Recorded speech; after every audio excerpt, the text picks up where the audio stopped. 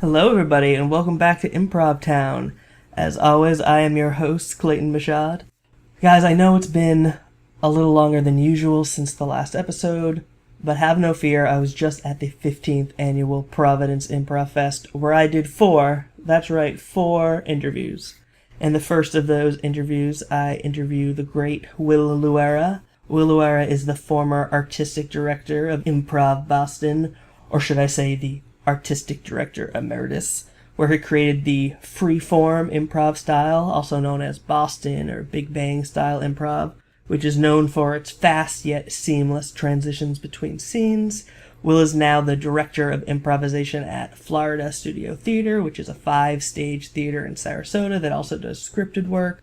Among other things, Will is also the director of the Big Bang Improv Company, artistic director of the Pilsen Improv Festival, artistic associate of the Chicago Improv Festival, artistic advisor to the Women in Comedy Festival, and part-time faculty at Boston College. Will tours globally as an improv and theater actor, director, and instructor. He performs and teaches regularly all across North America, South America, Europe, and Asia. All right, guys, enjoy. Oh yeah, and if you like this podcast, don't forget to rate and review us.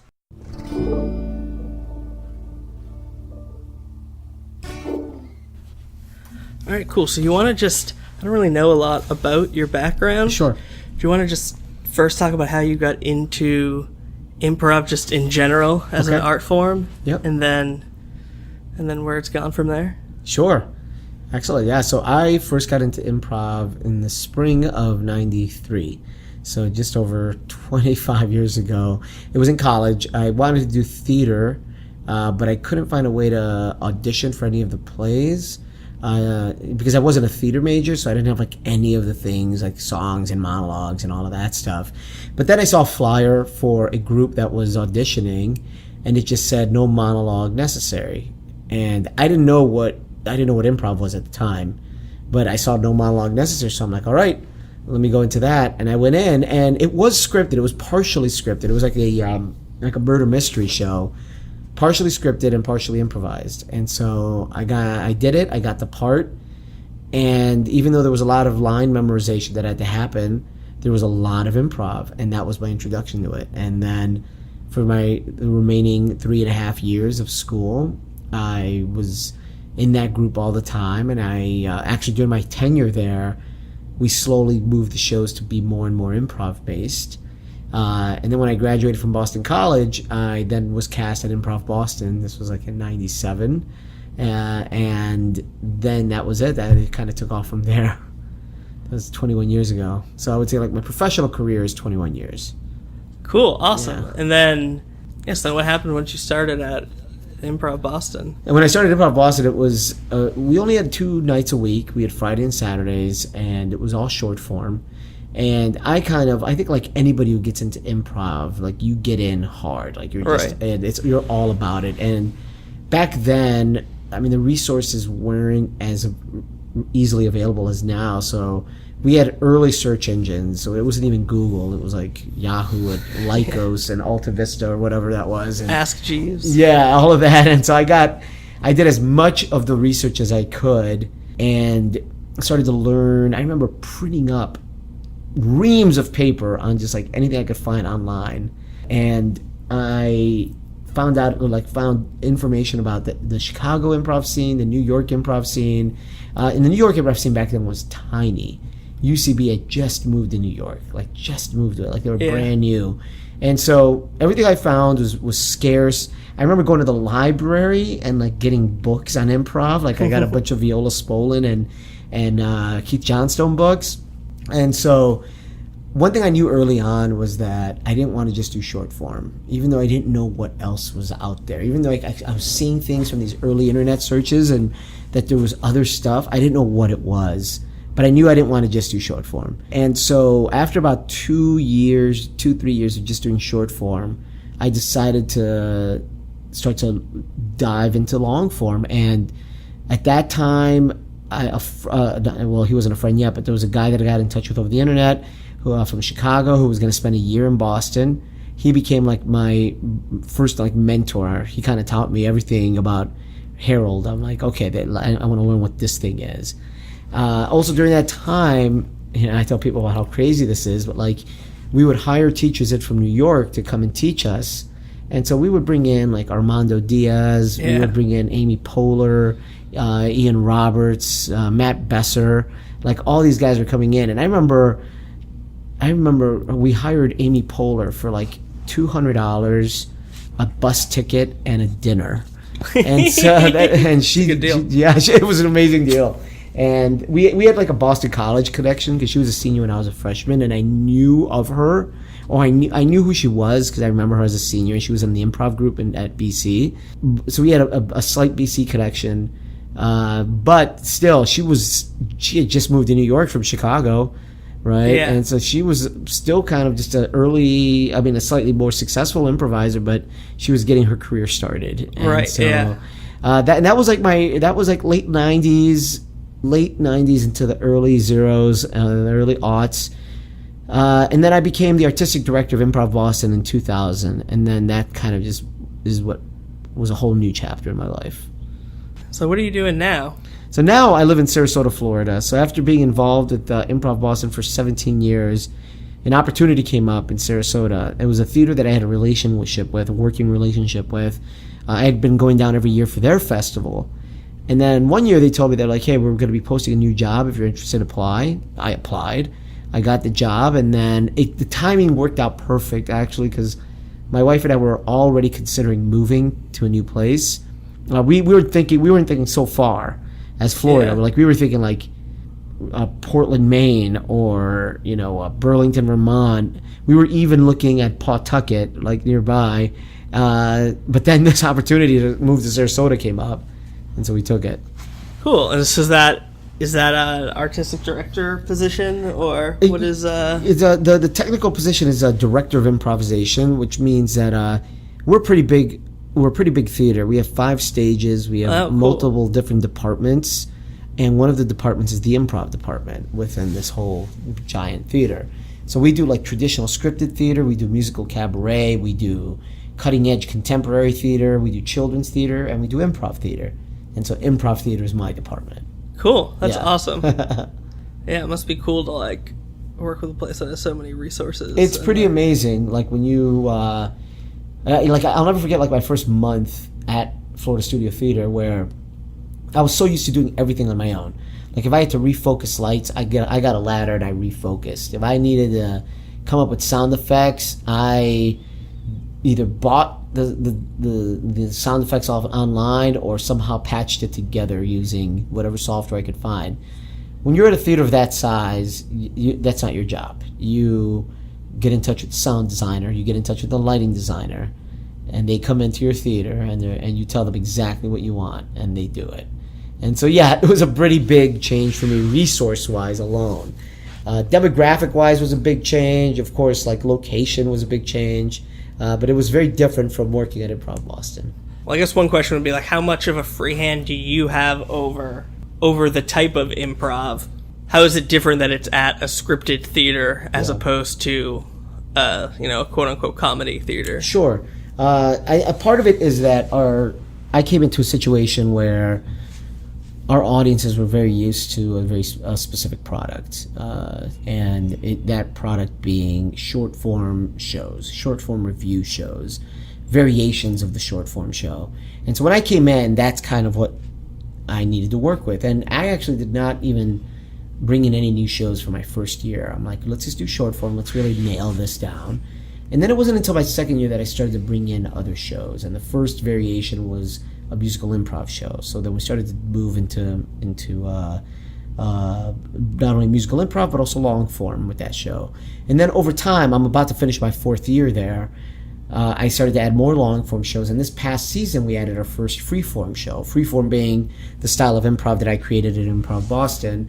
And I brought it down to Sarasota, and it was our first year doing it. So now we have, by the end of my 4th year, we would have short form, long form, musical improv, and freeform. And next year we have our goal. I have my eyes set on introducing a sketch program. So that's coming up next. Cool. And so are a lot of the people who do the improv, is there a lot of crossover, or is that an intentional part of the program? Are the people who are doing the improv also scripted actors? Every now and then, some of our improv actors will get pulled into scripted shows. It's hard for it to go the other way. Oh, really? Because when people are there for scripted shows, they're doing about 8 shows a week, and those shows often overlap with our improv shows. Occasionally, there won't be an overlap, and an actor with improv experience will jump into a show with us, which is always a treat for our audiences because they see this one person who's been in a very serious scripted show suddenly pop over and do an improv set. It becomes very exciting for them. Yeah. The first place that I took improv classes was at a scripted theater. Okay. That also did improv, Uh-huh. and there was a lot of crossover. Oh, cool. Yeah. I was one of the few people who didn't also actually do scripted work. Yeah, I mean, I would love for there to be more crossover, and I think a lot of our visiting artists, actors, would want there to be that as well. I think they're mostly limited by time. It's hard for them to kind of get out of their basically get out of their show in time to come do an improv set, even though we're literally in the same building and we share the same dressing room areas. It's just hard for them to jump over. Yeah, understandable. Yeah.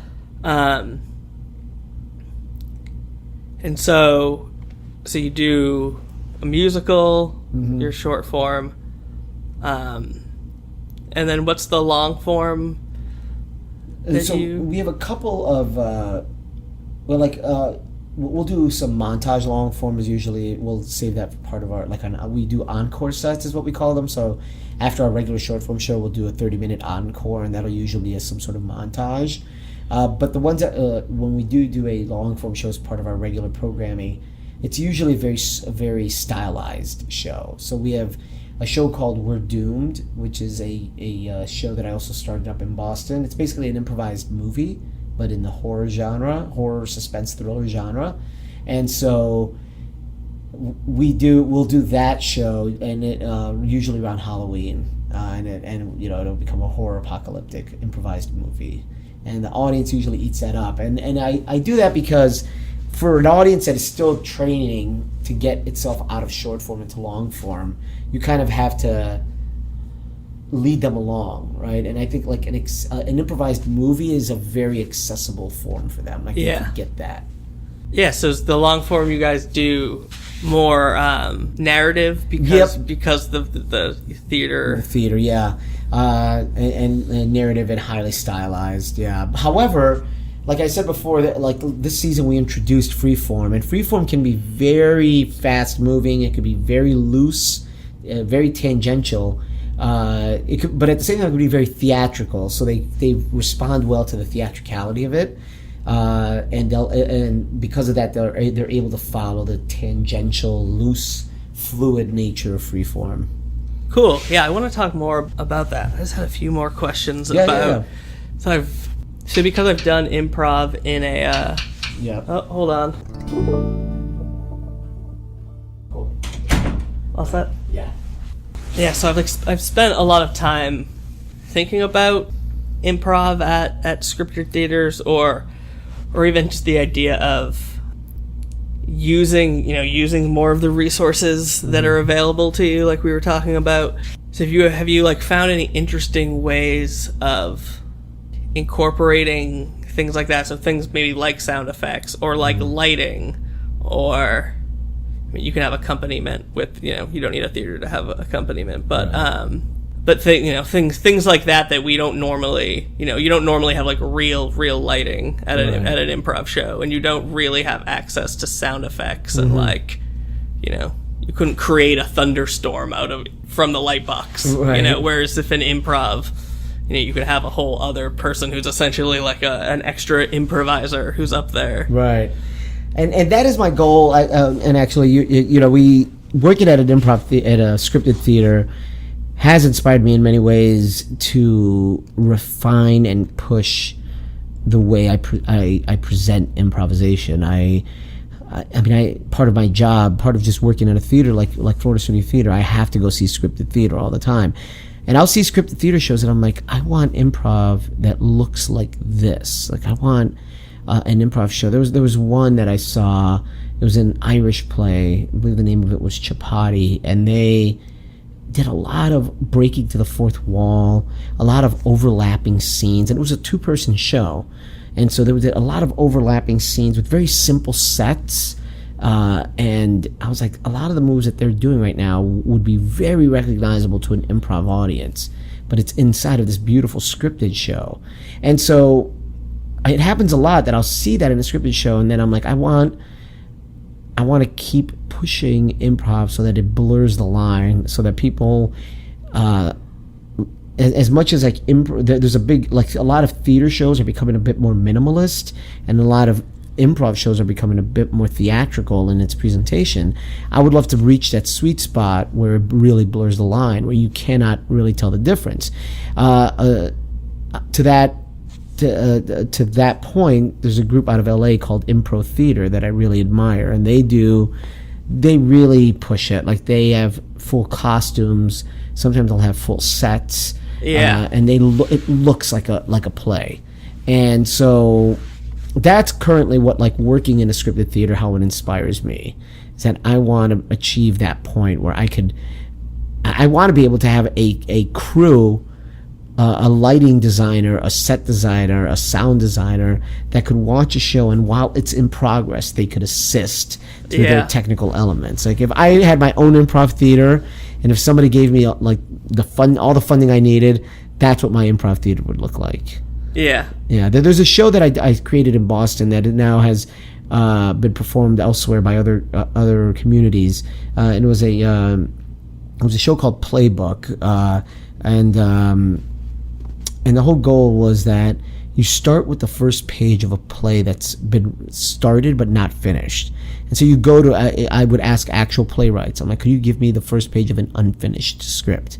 And so we take that first page, and the actors on stage will read from the script, and they'll walk around the stage with like blocking, but then once they hit the end of the pages are dropped and the play continues. They just have to continue? Yeah, and so and they have to perform it as best as they can as a full play, and it's a pretty fun piece. So so even before I moved to Sarasota, I was already interested in this sort of blurring of the lines, and now that I'm in a place like Florida Studio Theater, it's giving me even more resources to blur that. Yeah, I saw a cool group the other day. I wish I could remember their name. Mm-hmm. At the Ocean State Improv Festival, which was a few months ago, and it was just another Rhode Island. Yeah, was this a group out of Texas? They might have been. Parallelogram or Phonogram? Oh, no, not them. I've interviewed them. Oh, you have? Okay, cool. Yeah, they're the first episode. Awesome. So I know them. Yeah. No, it wasn't them. It was something totally different, where it was just one. So they're all 2-person scenes, and one person had memorized all the lines to a play, and then the other person just, is improvising with them, but the person just continually has to say their next line, which was super interesting. Yeah. I feel like almost something that you could do as like it would be easy to do at your theater, where you could literally just take someone who's like in a play, and be like, all right, just like. That's a good idea, actually. Come in, just do this quick show that won't take any work. Just get, a good improviser, a few people who are, then you can use it to promote the other play, too. That's a really good idea. Nice job. You already have people memorizing lines. Because that would be the hardest thing about doing it as, an improv team. You're like, I have to remember, Whenever I've seen that show, and I've seen versions of that show, I think the last time I saw it was in Ottawa or somewhere, and I've been impressed at how those actors could remember the lines and not get thrown off by the stuff that's coming at them. Because I know when I do scripted theater, a big part of me is try to not just remember your own lines, but the cue lines. The cue line is really important, and to not get thrown off by that is impressive.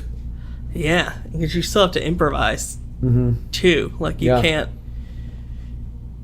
I don't know. It's not like you're just standing there reciting your lines at like to a ghost person, and then someone else is just like Right. because you still have to be like, I don't know, even timing and stuff. Like I could say my next line now, but like I think if I like hold off, they'll say something. Like, Yeah. Yep. So it's tough to like multi. It doesn't make it any easier to know what you're gonna say. Right. No, I agree. Yeah, I had this like idea that it would be cool would just be a lit herald, where like each of the 3 beats are like a different color, and so like the lighting person would just kind of like guide it. Where like once you kind of figured out what that first scene is about, they might like turn on a yellow light, and then so then later like when there's a yellow light that like that's really interesting. it's that beat, and then like if someone comes out and like ties connects 2 of the worlds, then you could like then you'd have like both the lights, so then everyone on the side would be like, oh okay, like I know that. Yes. And it would just like, I don't know, That's make really it more interesting. like thematic. Yeah. I like don't know. that. Lots of things I've Yeah. like oh, it'd be cool to be if you like had all of the resources of Right. like a whole theater to be able to do improv. So earlier you were referring to free form. Is that how you refer to it? And so I assume you're talking about a specific style. Yes. Right, not just a free. Not just free form. Right, exactly. Yeah, it's a specific style that we developed out of Improv Boston, that I developed when I first took over as artistic director. So it's a style that we've been now working and performing in for the last 18 years or so. Cool. And is that what you did the workshop on today? Yes. Is that the Big Bang? The Big Bang, yeah. Improv? I read the description. Yeah. So it doesn't seem like it has anything to do with the Big Bang Theory. And not the Big Bang Theory TV show or anything like that. Thank God. Yeah. Thankfully. Yeah, we've had a few times where unfortunately, the name of the group and the TV show kind of both started up at the same time, but I didn't want to give up the name because there was a TV show at the same time. And so now the TV show is about to end, so that'll help us out. But even like there's been a few times where people have showed up thinking that it was going to be cast members of the Big Bang. Oh. And I'm like, or at least like an improvised. yeah, Like, and I'm like, well, there's like nothing in this description that says that. Sorry. But yeah, so that was a workshop today. cool.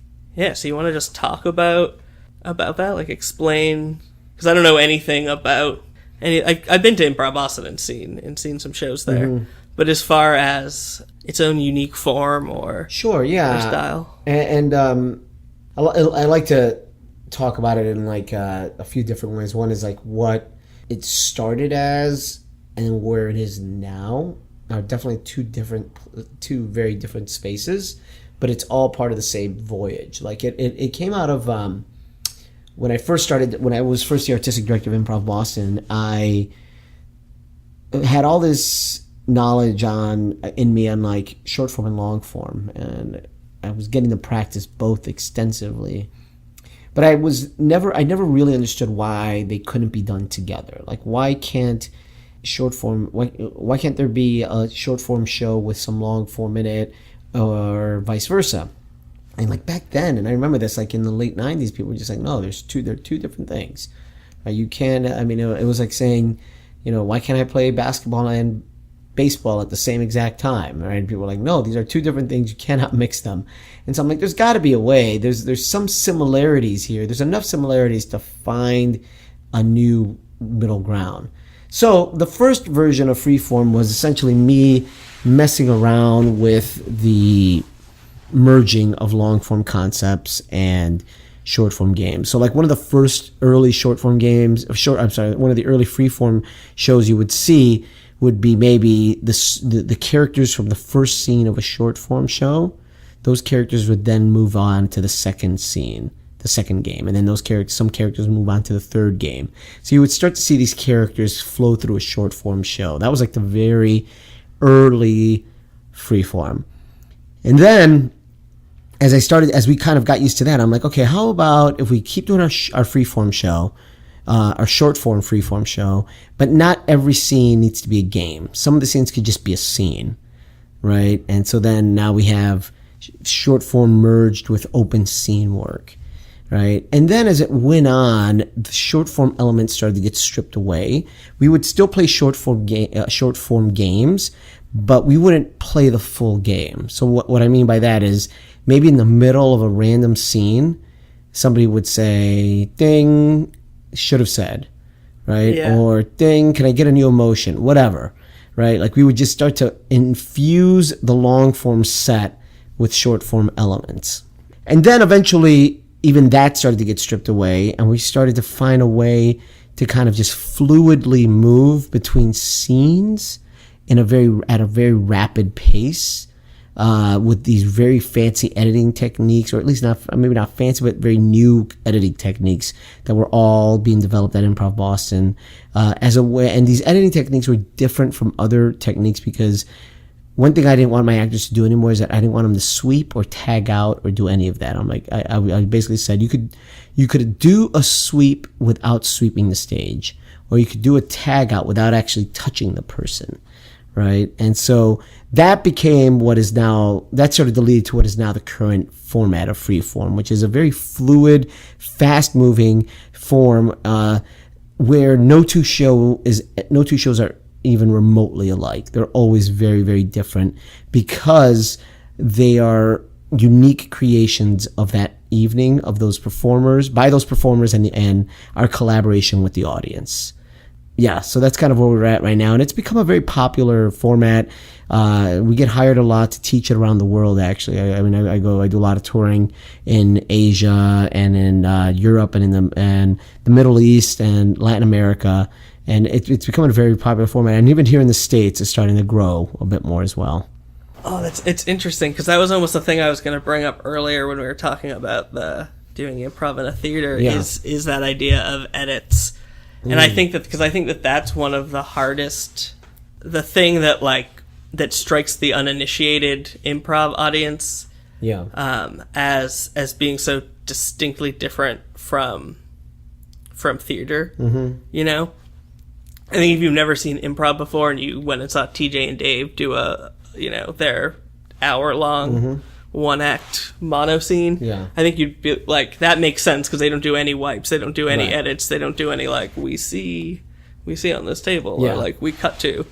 Whereas once you start doing wipes and doing tag outs and doing all these crazy things, if you've never seen improv, you're like, oh, right, what's going on?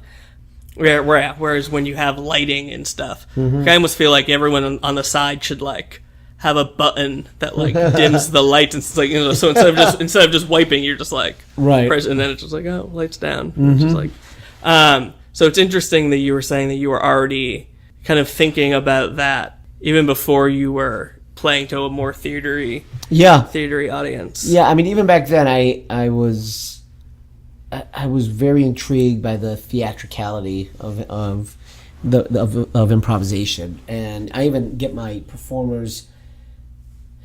I try to get them to not be too improv-y in what they're doing, right? And I don't want the presentation to be almost exclusively for improvisers, or like you noted, with tag outs and sweeps, that's a very improv move that most theater goers would not fully comprehend. Right. And so I tell my actors, I'm like, if an improv audience can go see a scripted show with very subtle blocking and very subtle editing, and they'll get it. And it's assisted by lights sometimes and sound, sure, but they'll get visually what's happening.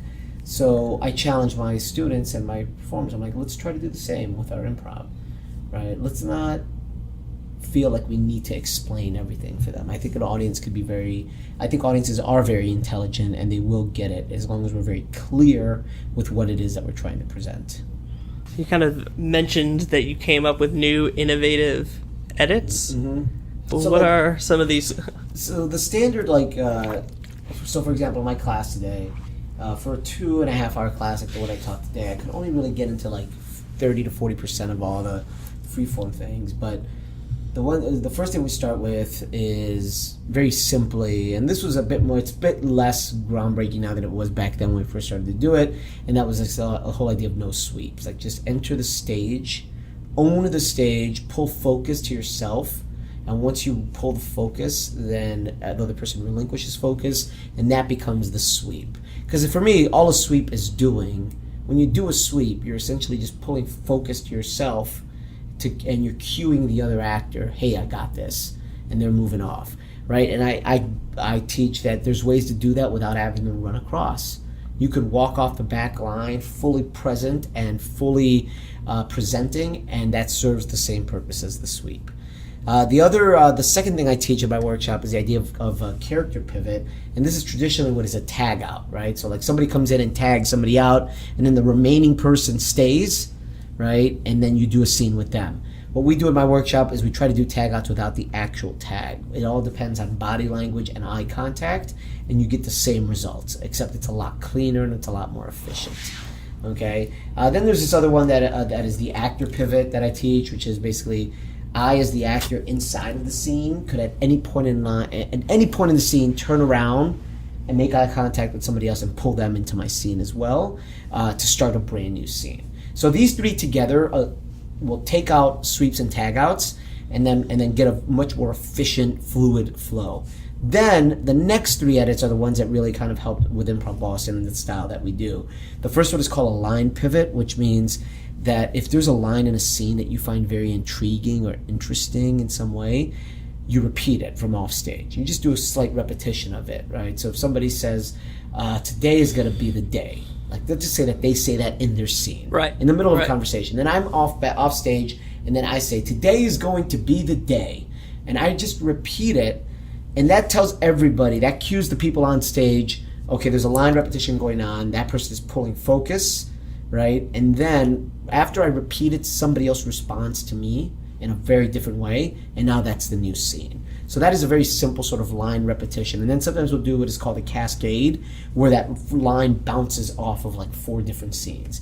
Today is gonna be the day. Well, I can't wait. There's scene 1. That's somewhere else. Today is gonna be the day. I can't wait to attack those villains. Then somebody else says, today is gonna be the day. And then the response might be, I can't wait to start school, or whatever. And then that's a ricochet of the line that goes across a bunch of different scenes, and it just sort of quickly just touches a bunch of scenes before it lands on one. So that's a line pivot. And then there's something called the object pivot, which is if I'm in a scene with you and I'm holding a cocktail glass, all right, a martini glass, let's say, and you and I are in a scene and we're like these billionaires talking about how much money we have, and we're just sipping on our martinis.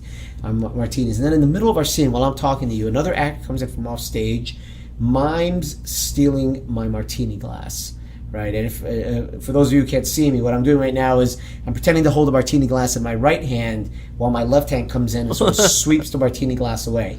Well, that sweep, that subtle intersection of martini glass, that's a new scene. So as you and I are here chatting, somebody else comes in right in between us. They walk right through the table that you and I have established. The fact that they walk through the table already tells us this is a new scene. Is over. Yeah, and they'll come in and they'll take the martini glass, and then that becomes a new scene with a martini glass. And then you and I will fade off to the background.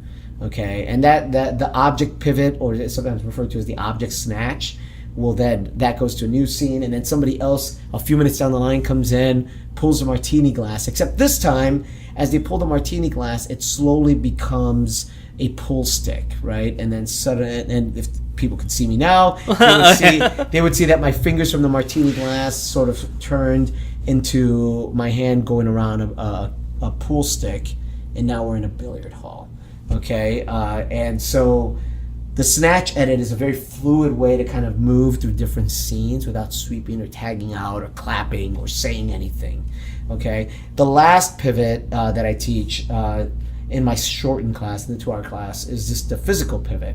And so what that might look like is I'm doing a scene where I'm a waiter and I'm holding a tray and I am serving drinks on your table. And then while I am doing this, somebody from off stage comes in, and if the folks on the podcast would be able to see me, they would see that my left hand is taking a glass off the tray, and my left hand is putting the glass on the mimed table, and then during this moment, somebody comes in from off stage and immediately puts their neck where my open left hand is, okay? And they come in, and now they're pretending to be choked, right? And now this is a physical pivot. So suddenly this character becomes this character on one quick edit switch, right? And so those 3 pivot tools are the start of a bunch of other pivot tools. But then just those 3 alone will cause, again, this very fluid, very efficient, very rapid show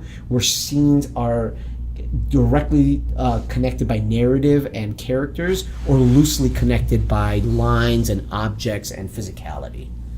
That's interesting. Yeah, a lot of them remind me of film or like cinematography techniques, where, I mean, they're all I guess ways that scenes end, right? Where it's like either it's the one person saying something, and then the other scene starts with another character, and they're both saying the same thing. Yeah. Or it zooms.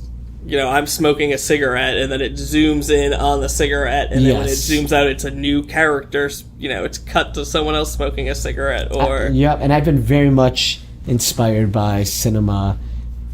Very much the way that I described watching plays and trying to recreate what I'm seeing in a play. It was the same thing. It's like I would watch movies, and I'd be like, that's really cool.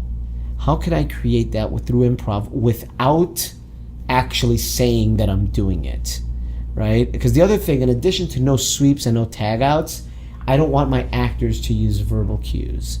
Like I'll sometimes let my actors break the fourth wall as narrators, because that's a common theatrical device. But I try to get them not to say, cut to this or jump to that or whatever. But it's like, how could we do that without actually saying it? Right? And that's where a lot of these edits come from. Finding that very fluid play space. And ultimately, like what it is now, if you look at Watch Freeform now, the cast is in a space, mentally we get into a space where we are constantly deconstructing every moment. Like we're watching every moment of a show just to see an opportunity to pivot into something else. And that pivot point might be an object, it might be a line, it might be a way that someone is standing. It just might be the way that the audience responds to something. But the moment something catches our attention, we'll grab it and pivot it into something else. And with the Big Bang, when we do that show, what ends up happening is that the first third of the show is all exploration. We're bouncing. Second third of the show, we start to reuse and recycle different elements. And the final third of the Big Bang is usually closure. And it's not intentional. It's like very organic. We're not planning the callbacks. We're not planning the closeout scenes. They just naturally start to occur. And it's a really awesome, fun feeling as an improviser. Yeah, that's cool. I was gonna ask you, so a lot of that first stuff was like style, how you do the edits and things. I was gonna ask you about form, but I guess you kind of just described it there. Yeah, the 3 acts. And that's again sort of a reflection of how freeform, the way we teach it, is still very much rooted in what I and many of the first members learned in improv. Like we all, I studied with IO and UCB, so the 3-beat structure of a long form is still very much in my blood, and that definitely feeds the freeform format. As did every short form game that I play. That's still in my blood, and it feeds some of the development of freeform. Yeah. So how long is there, like, usually a length that you guys try to do it? Ideally an hour. Yeah, ideally it would be an hour-long show. But we will, depending on where we're performing, we'll do anything from like 25 minutes to 75 minutes usually. Cool. Yeah. Cool, yeah, I like the idea. I like some of those edits. It's always cool to like hear about new edits. I feel like it's sometimes I feel like super improv nerdy. Or like you see someone do like where like an edit is like the coolest thing that you see in like the entire show. You're like, I just want to talk to that person about that one edit that they did. Yeah. I do a whole episode just about editing. Speaking of, are there any have any other fancy edits just to share with the world that are either part of the form or just like?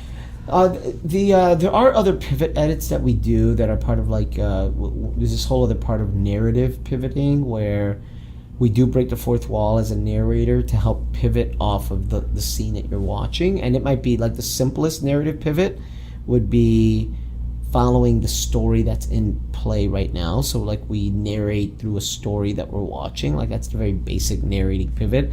But then you could also pivot off of elements in the scene. So for example, in the martini glass example I gave earlier, I might do a narration pivot off the glass. So I might say something about where that glass was made, right? And what factory in the middle of Ohio made this martini glass, and who was the name of the person that put this martini glass in a box. And then we go into a scene about that person, right? Often we'll start to do narration pivots off of elements in the scene just to kind of explore tangential storylines. Right, so that's a fun one. Another one that is probably the most complicated of the elements in freeform is what we call texturing scenes. So what that means is purposefully overlapping one scene on top of another. So if scene A is going, we purposefully put scene B on top of it, literally overlapping space. And the goal there being, in the same way that two actors have a dynamic on stage, we also can play the dynamic of two scenes. So we're scene A, an example, and this came out of a workshop I taught in London when I was teaching this idea of texturing. There was a scene of a young girl trying to pick a puppy to adopt at an adoption agency. She's going looking at a bunch of puppies, really happy. And then after like about 30 seconds, another actor comes out. And purposefully, the timing was so that you could tell that this person who came out was not intending to edit the scene, because the first scene was not over by any means. So they were not intending on editing the scene. And they also came out in a way that you could tell they were not entering the scene. So these two cues cued us all in that this scene is different. This scene is on its own. And so what ended up happening, and this is like the power of texturing in freeform, is that we have a young girl that is adopting a puppy, and then this overlapping scene of someone burying their dog. And they're happening at the same exact time on stage. Yeah. And so to purposefully overlap can create a very powerful dynamic. And then if you learn that, then to start to apply that even further to get a third and fourth scene in on the overlapping could be a very powerful tool. Yeah, that sounds super cool, but like it would be super hard. It's a hard thing to teach because it really requires. It's the last thing I teach at a freeform class because it requires just this really acute sense of awareness of everything that is happening around you. You have to be able to tell that the person coming in is not here to edit me. They're not here to join me. So why are they here? Yeah. And so you have to trust. And the only way you could do that, if you sense that they're not here to edit you or to join you, then the intuition of a freeformer is to just stay. And just stay. I'm going to keep doing what I'm doing. And then there are times like you're doing what you're doing and you can't even see what they're doing. But you know they're around you and they're doing something. But your goal is to just commit to your action. And there's been times that I've never even seen what was happening behind me. Yeah, all right. But I just know that whatever it is effective because the audience is responding. But I just got to commit to my thing. I'm going to commit to my action and trust that this relationship between these two scenes will work. Yeah, I feel like that one has to be one that like everyone has to be on the same page and like aware that that's a move that can happen. Yeah. But imagine if you were doing that with someone who isn't familiar with it. Right. Then they would just be. and usually comes down to like, I tell people, like if you feel somebody editing you on stage, and your intuition is to look over your shoulder to see what the heck is going on, like if your first intuition didn't tell you to leave, right, because of the timing, like if your first intuition wasn't to leave the stage, then you stay and just finish your action until you are done. and just trust that whatever is going on behind you is for your own good, and it's for the good of the show. And so, again, it's a very difficult. It's like a very huge leap of trust and faith, even regardless of how advanced the improvisers that I'm working with. Like, this is a big. It's like one more final jump of faith that an improviser needs to take on.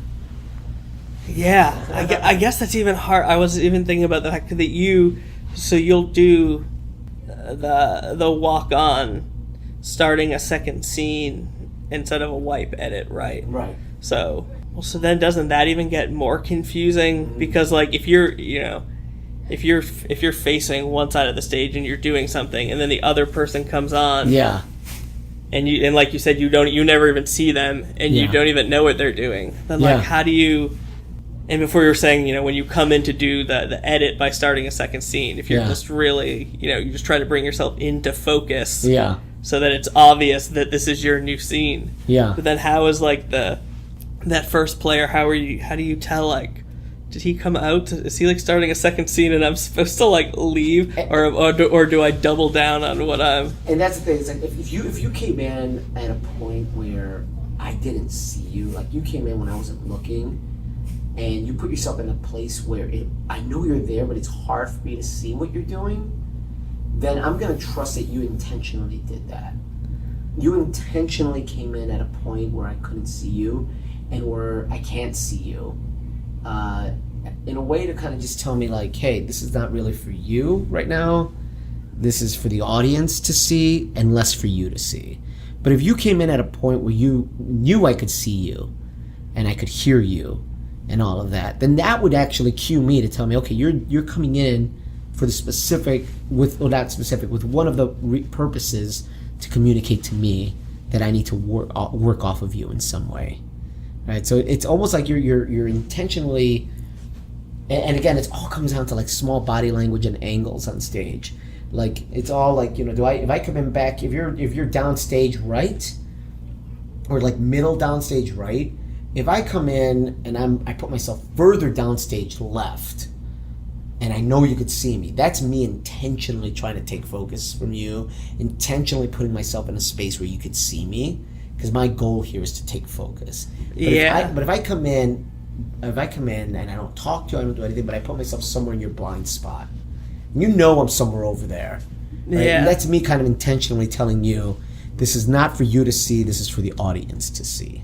Yeah, I guess that still makes sense, but like it would take reps. It takes a lot of reps to really understand and feel that out. But it's fun to see it in action when it works. Yeah, it seems like it would be super cool. Yeah. Aside from all the tools, you'll notice that a lot of the players that are best at it, and a lot of them are on my group, Big Bang. A lot of them have a sense of play and a sense of joy that's really important. And I think part of that comes from like the loosening of the rules of freeform. Allows us to really get into a fun space where we are. One of the tenets that we use is follow. There's two different variations on it. One of them is to follow the funny, and now we've also been saying follow the joy. So it's one of the two things. So it's either one, whichever one speaks to you the most. But basically, all of these tools, this whole toolbox of freeform, is just meant to empower you to, the moment something makes you laugh, let's dig into it. Let's just go there and let's just follow it and see where that goes to. And then you string together enough fun and joyous moments, the audience is going to be right there with you. They're going to love the ride as well. Ultimately, it comes down to that. I could teach you all the edits and all the tools, but if you as a performer cannot find those moments of joy and fun to follow, then it doesn't matter how well you know the edits. Yeah, I think that's the case with all improv, right? It is, yeah. It doesn't matter how much you know the Herald if you're not having fun and specifically don't know how to follow that fun, then and that for me is big, just as a director and the teacher. Follow the fun. Follow the fun, follow the funny, follow the joy, and that for me will tell you if you're going down the right way, and not only right way inside of a scene or inside of a show, but like inside as a career improviser, right? If it no longer brings you joy, then it might be time to find a new hobby. As sad as that makes me feel, right? But ultimately want you to be happy. So if improv is not doing that for you, then, take up dancing, take a cooking class, find something that's going to bring you joy. Great. Yeah, I think that's a great, that's like a great button. Thank you.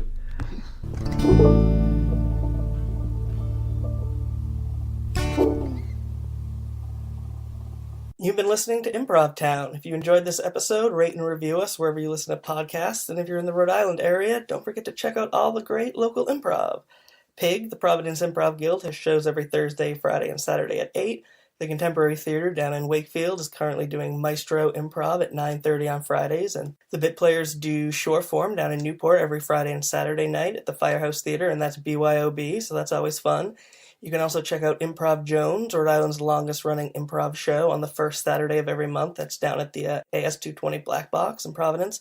Last but not least, there's a new improv theater in town, Wage House, which has shows every Friday night at 8 in Pawtucket. And many of these theaters also offer great improv classes, so don't forget to check those out as well. I'm sure Google can help you find everything you need. See you next time.